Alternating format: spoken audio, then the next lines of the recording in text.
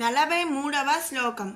శాంకరీ శ్రీకరీ సాధ్వీ శరచ్చంద్ర నిభానన శాతోదరి శాంతిమతి నిరాధార నిరంజన. శాంకరి అంటే శంకరుని యొక్క భార్య. సుఖము చేతి అందు కలిగి ఉన్నటువంటి శంకరుని యొక్క భార్య అని ఈ నామం యొక్క అర్థం అన్నమాట. శంకరుడు సుఖస్వరూపుడు, సుఖమును చేతి అందు కలిగి ఉన్నటువంటి వాడు.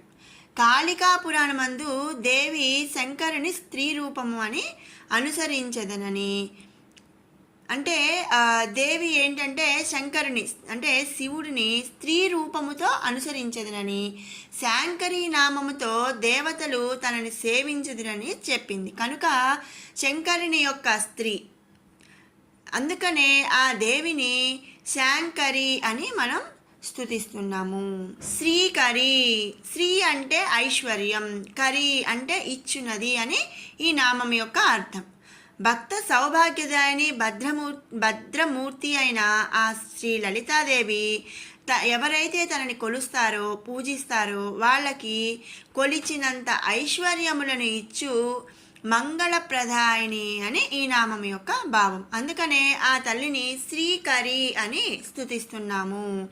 సాధ్వి, శ్రీకరి శుభకరి భక్త సౌభాగ్యదాయిని అయినటువంటి ఆ సకల లోకైక మాత శ్రీ లలితా త్రిపుర సుందరి ఇతరులకు సాధ్యము కానటువంటి ప్రాతివ్రత్యము కలిగినది. సాధ్వి అంటే పాతివ్రత్యము కలిగినది అని అర్థం అన్నమాట.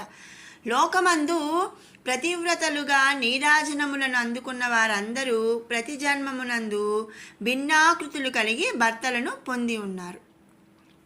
కానీ సాధ్వి అయిన ఈ శ్రీదేవి మాత్రం ఎల్లప్పుడూ ఒకే ఆకృతి కల భర్తను పొంది ఉన్నది. కనుకనే ఇతరులకు సాధ్యము కాని ప్రాతివ్రత్యమును కలిగి ఉన్నది అని స్తుతిస్తున్నాము. అందుకనే ఆ మాతను సాధ్వి అనే నామముతో స్తుతిస్తున్నాము. శరచ్చంద్ర నిభానన, శరచ్చంద్ర అంటే శరణ్కాలమందలి చంద్రుడు అని అర్థం. నిభానన అంటే ఆ చంద్రుని పోలిన ముఖ వర్చస్సునుతో ప్రకాశించినటువంటిది అని ఈ నామం యొక్క అర్థం. మంగళప్రదాయనైన ఆ శ్రీ లలితా త్రిపుర సుందరి శరణ్కాలమందలి చంద్రుని పోలిన ముఖ వర్చస్సుతో ప్రకాశించినటువంటిది అని ఆ తల్లిని శరచ్చంద్ర నిభానన అంటూ స్తుతిస్తున్నాము. శాతోదరి, శాతోదరి అంటే సూక్ష్మమైన పొట్టను కలిగి ఉన్నది అని అర్థం అన్నమాట. శరత్కాల చంద్రుని పోలిన ముఖముతో ప్రకాశించే శ్రీదేవి సూక్ష్మమైన పొట్టను కలిగి ఉన్నది. అందుకే ఆ జగన్మాతను శాతోదరి అని స్తుతిస్తున్నాము. శాంతిమతి, శాంతి అంటే శాంతముగా, మతి క్షమా సహనములతో ఉండునది అని ఈ నామం యొక్క అర్థం అన్నమాట. ఆ లలితా త్రిపుర సుందరి దేవి భక్తుల అందు క్షమా సహనములతో అంటే తెలిసి తెలియక ఏమైనా తప్పులు చేసినా కూడా వాళ్ళని క్షమించి సహనముతో క్షమించి శాంతముగా ఉంటుంది అని ఈ నామం యొక్క భావం. అందుకనే ఆ దేవిని శాంతిమతి అని స్తుతిస్తుంది. ఇక తర్వాత నామం నిరాధార. నిరా అంటే ఎలాంటి, ఆధార రూపము లేనిది. నిరాధార ఎలాంటి ఆధారము ఎలాంటి మూలము లేనిది అని అర్థం అన్నమాట. సకల లోకములకు మూలమైనటువంటి శ్రీదేవికి మరి ఒక మూలము కానీ అంటే మొదలు కానీ ఆధారము కానీ లేదు. ఆమె నిరాధార స్వరూపమై ఎలాంటి ఆధారము లేని ఒక నిరాధార స్వరూపమై సకలము ఆ దేవియే గాని ఆమెకు సమానమగు శక్తి కానీ పోలిన శక్తి కానీ ఇంకెక్కడా లేదు. అంటే మనం చెప్తాం కదండి, దీనికి వీరికి సాటి లేదు, నాకు సాటి లేదు, లేకపోతే ఈ వంటకి సాటి లేదు అని. అంటే దానికి సమానమైన లేదా అలాంటి పోలికతో కానీ ఇంకెక్కడా లేదు. అందుకనే ఆ దేవిని నిరాధార అని మనం స్తుతిస్తున్నాము. నిరంజన, ఈ జగత్తును ఆవరించి ఉన్న మాయకు అతీతమకు శక్తి స్వరూపిణి జ్ఞానములకు మూల శక్తిగా విరాజిల్లుతుంది. జ్ఞానస్వరూపిణి అయినటువంటిది అని ఈ నామం యొక్క భావం అన్నమాట. ఆ తల్లికి ఎలాంటి మాయకు అతీతం అనేది ఆ తల్లి అవదు. ఎలాంటి మాయా మోహాలు ఆ తల్లిని ఆవహించవు. అందుకనే ఆ జగన్మాతను నిరంజన అని మనం స్తుతిస్తున్నాము. 44వ శ్లోకం.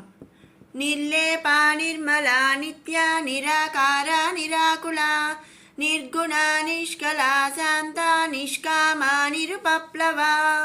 నిర్లేప, ఎలాంటి కర్మ సంబంధములు అంటబడనేది అని ఈ నామం యొక్క అర్థం అన్నమాట.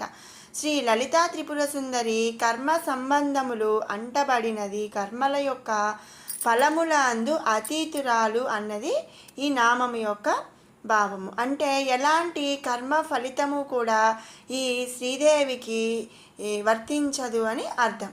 నిరాధారి, మనం ముందు నామాల్లో చెప్పుకున్నాము కదా, నిరాధార నిరంజన అని. అంటే ఎలాంటి ఆధారము లేని స్వరూపము ఆ దేవి. అలాగే ఎలాంటి మాయాతీతానికి అతీతం అవనటువంటిది, అంటే ఎలాంటి మాయామోహాలు లేనటువంటిది అని కూడా మనం చెప్పుకున్నాం. ఇక ఎలాంటి స్వరూపము, ఆధారమైన స్వరూపము కానీ మాయామోహితము కానీ లేనటువంటి ఆ శ్రీదేవికి ఎలాంటి కర్మ సంబంధములు కూడా అంటపడవు. అందుకే ఆ దేవిని నిర్లేప అని మనం స్తుతిస్తున్నాము.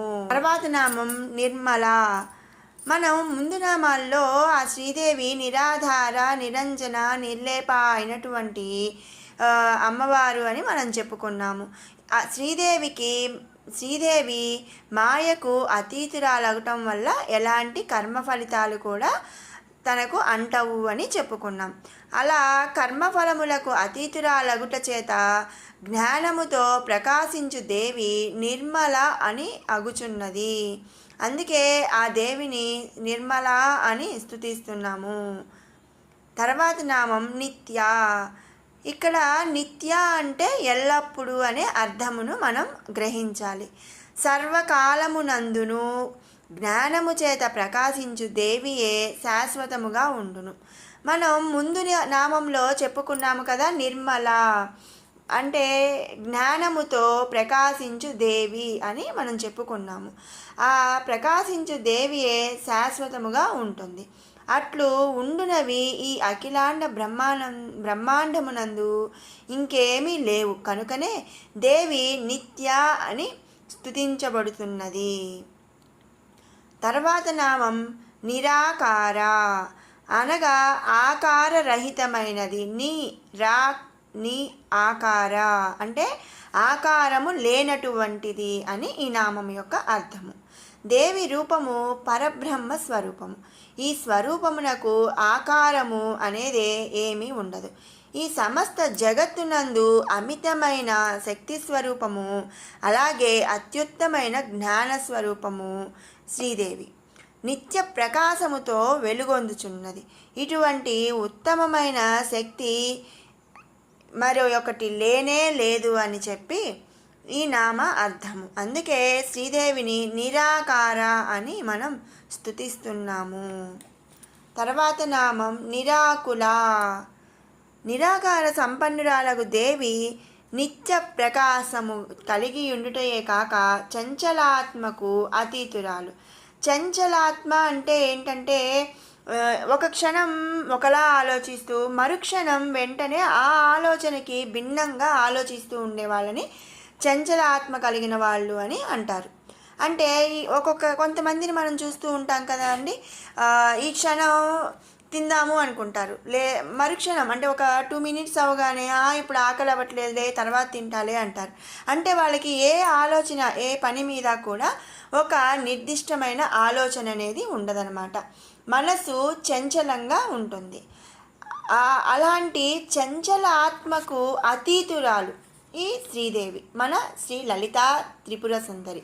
అందుకే లలితా త్రిపుర సుందరిని నిరాకుల అని స్తుతిస్తున్నాము. తర్వాత నామం నిర్గుణ. నిరాకుల సంపన్నురాలైనటువంటి లలితా త్రిపుర సుందరి సకల గుణములకు అతీతమైనటువంటి నిర్గుణముతో ప్రకాశించినది, లేక స్పష్టమైన గుణముతో గుర్తించుటకు వీలు కానిది అని ఈ నామం యొక్క అర్థము. అందుకే దేవిని నిర్గుణ అని స్తుతిస్తున్నాము. తర్వాత నామం నిష్కల. ఈ అఖిలాండ కోటి బ్రహ్మాండమునందు నిర్గుణ సంపన్నురాలైన ప్రకాశించు ఆ జగన్మాత ఏ అవయవములు గుణములు లేక ప్రకాశించుచున్నది అని భావము. అంటే దేవికి ఒక స్పష్టత అయిన రూపము కానీ గుణములు కానీ ఏవి కూడా లేవన్నమాట. ఒక జ్యోతిలాగా ప్రకాశించుతున్నది అని భావము. ఇంతకు ముందు నామంలోందు మనం చెప్పుకున్నాం, ఆ దేవి చైతన్య స్వరూపురాలు. కేవలం జ్ఞాన సాధన ద్వారా మాత్రమే ఆమెని దర్శించుటకు సాధ్యమవుతుంది. అంతేకాని గుణమును చేతను కానీ రూపము చేత కానీ ఆమెను కనుగొనుటకు అసాధ్యమైన విషయము. కేవలం నిష్కలమమైనటువంటి సాధన ద్వారా మాత్రమే ఆమె యొక్క చైతన్య స్వరూపమును కనుగొనుటకు సాధ్యమవుతుంది. అంటే మనము ప్రతి దానికి కూడా, అంటే పలానా ఒక వ్యక్తి ఎలా ఉంటారు అంటే లావుగా ఉంటారు, లేక సన్నగా ఉంటారు, నల్లగా ఉంటారు, ఇలా ప్రతి వారికి కూడా ఒక చెప్పబడినటువంటి స్వరూపం అనేది రూపం అనేది ఉంటుంది. అలాగే గుణములు, వాళ్ళు మంచి వాళ్ళు కానీ చెడ్డవాళ్ళు, లేక జాలి గుణము గలవాళ్ళు, ఇలా గుణములు కూడా చెప్తూ ఉంటాము.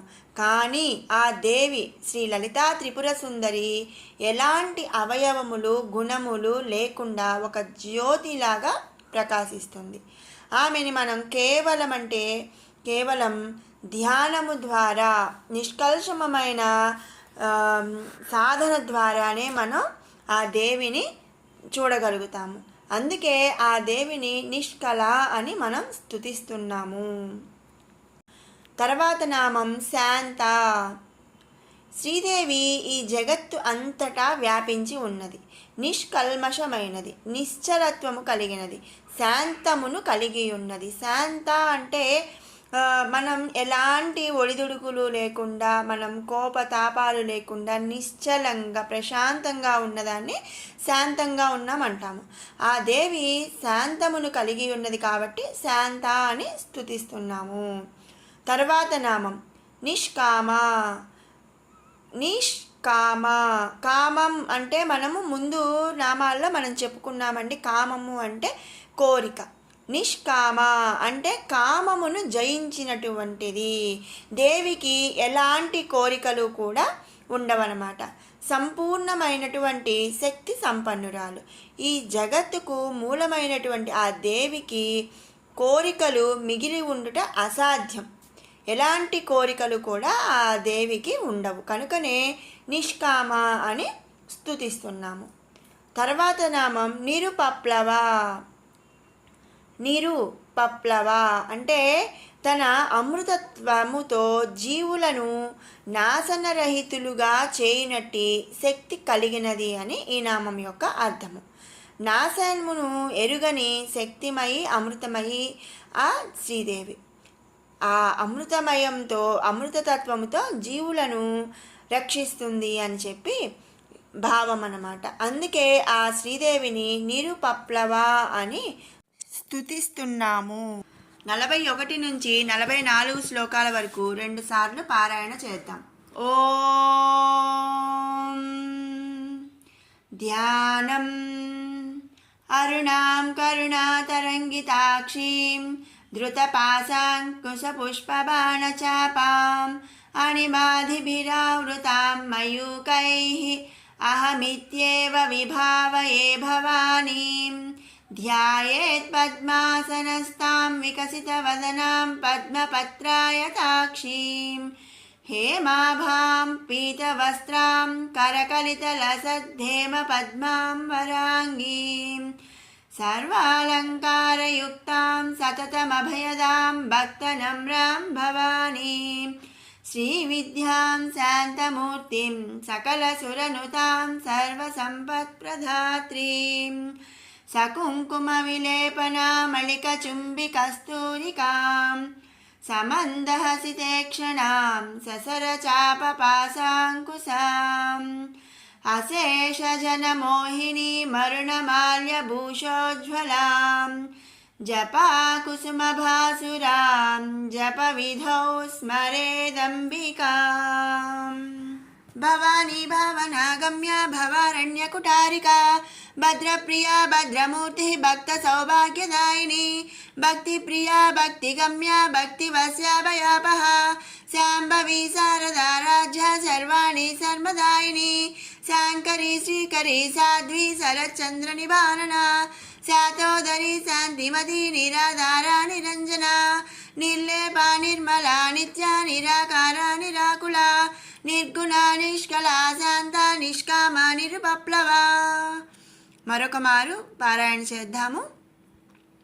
భవానీ భావనాగమ్య భవారణ్యకుటారికా భద్రప్రియా భద్రమూర్తి భక్త సౌభాగ్యదాయిని భక్తిప్రియా భక్తిగమ్య భక్తివస్యాభయాపహ శాంభవి శారదారాధ్యా సర్వాణి సర్వదాయిని శాంకరీ శ్రీకరీ సాధ్వి శరచ్చంద్ర నివారణ శాతోదరి శాంతిమతి నిరాధారా నిరంజనా నిర్లేపా నిర్మలా నిత్యా నిరాకారా నిరాకులా నిర్గుణా నిష్కళా శాంత నిష్కామా నిరుపప్లవ.